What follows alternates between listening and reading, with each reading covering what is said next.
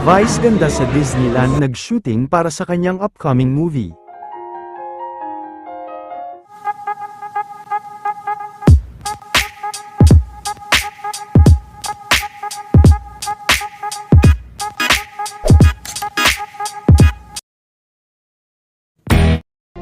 Matapos nga ang unang araw nila Vice Ganda kahapon sa Hong Kong, ay maaga pa nga lang kanina ay spotted na din ito sa Disneyland sa Hong Kong, at ayon sa mga unang lumabas na impormasyon, ay tila trabaho talaga ang pakay nito sa ibang bansa dahil nakuhanan din ng ilan sa mga behind the scenes sa kasalukuyang nagaganap na shooting nito. Guys, nag-shooting dito Bagamat si hindi Vice direktang Ganda. nagpa-picture si Vice dahil bawal umano, ay kinawayan naman ito ang kanyang mga fans.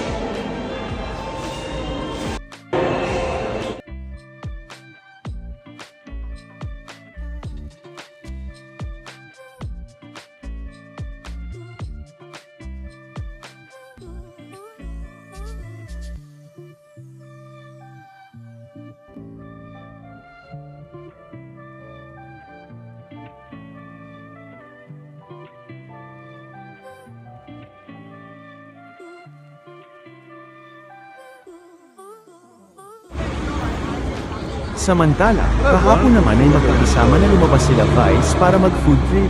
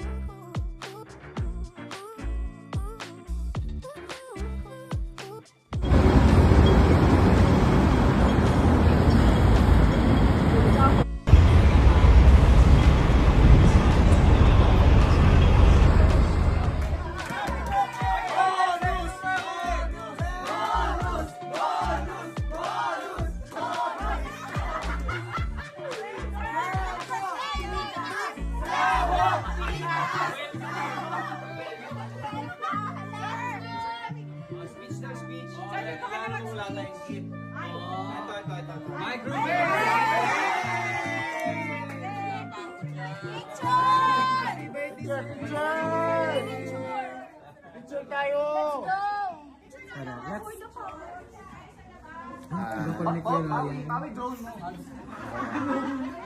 Let's go!